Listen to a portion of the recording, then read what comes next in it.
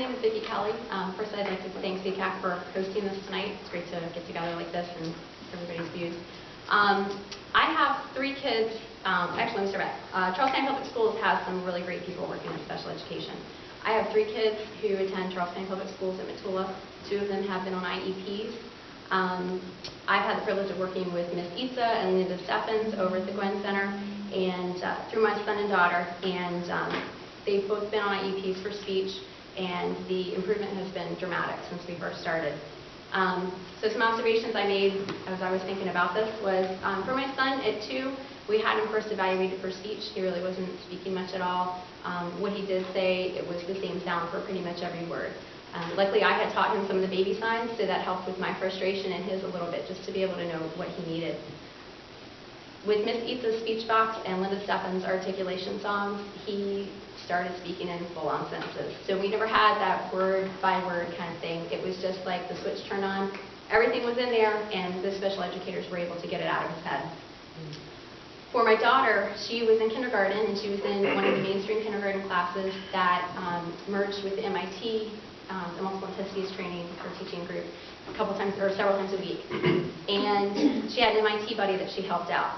So at first I didn't know anything about the MIT program, and I had some concerns about how that would affect her education. You know, would the teacher be able to spend less time with her and with the other kids in the class, because there was definitely going to be more time needed for the MIT students. And what I found out later was really neat, because being that MIT buddy gave her an appreciation for people, and just people being people, just everybody's the same. I have never seen her do or say anything negative towards anyone with special needs, and that really was a life lesson that I was really glad that she was able to learn through the system. You know, definitely something I would reinforce at home, but really being able to have that contact with the person was really neat to me, and I see that continually. You know, she waves to the kids that are now in different classes, waves to them at lunch, so it's really special to see. So even though she wasn't in special ed for that, you know, issue, just that the ramifications go outside those boundaries, and there's more understanding with other kids as well. At Matula, Anne Marie Storm and Joanne Hebron have promoted the Parent Center to all of our parents. They have made sure that parents understand that the Parent Resource Center is not just for parents with special needs, but anyone can access them. And we do that. We push links and announcements out on our Matula PTO Facebook page for the last couple of years as well.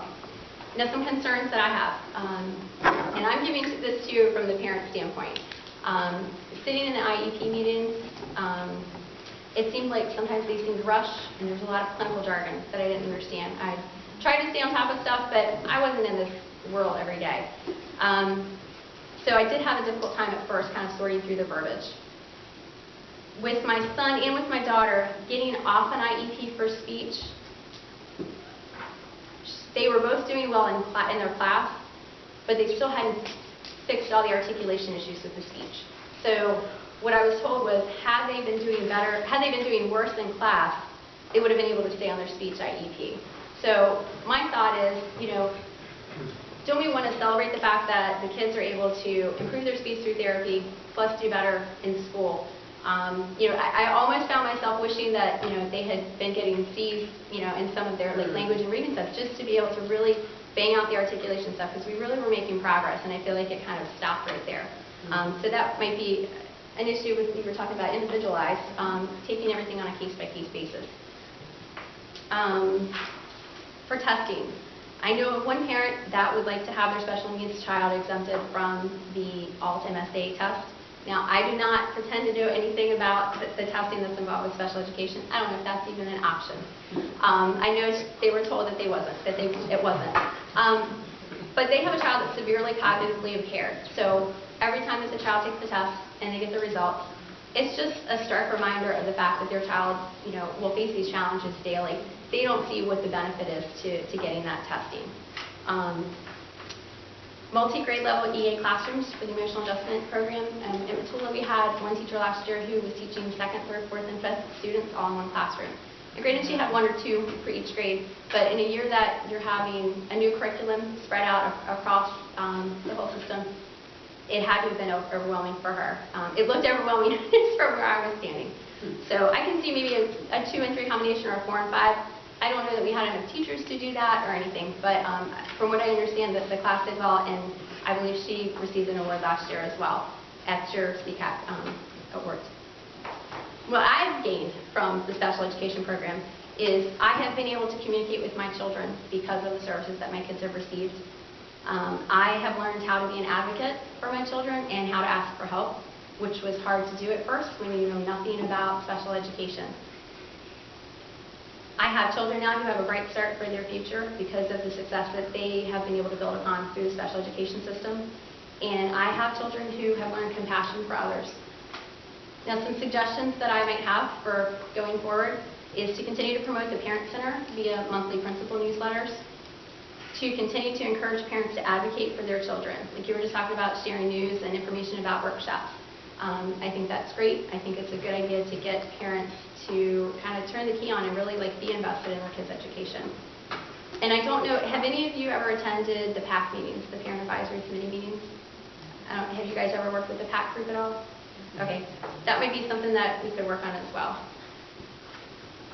Encourage students to go above and beyond. There are contests that kids of any level can participate in. The Junior American Citizens Contest is one of them. We've had students in our county win the local, state, regional, and national levels for the last few years. And it doesn't matter what level you're at. You can do any kind of entry that you want. So to me, giving them extra opportunities would be a good idea. Outreach to moms clubs, moms, pediatricians, church groups, and daycares. I think we need to let these groups know early before the kids get to us that these services are available to them. We know that early intervention is important, and I have seen this early intervention in action with 2 family members. Go down these steps down here. All right. Thank you. With 2 family members, and it's been remarkable what has been able to be overcome with that. IEP meetings, maybe just take the time to explain things to parents a little more. Like, we just want to be there to help our kids. It's a little difficult. And continue to hire and retain the great special educators. Make parents feel welcome and at ease, knowing that their child will get the best education and help available, and that they are part of the team.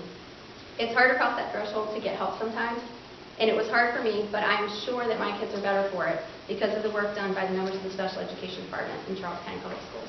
Thank you.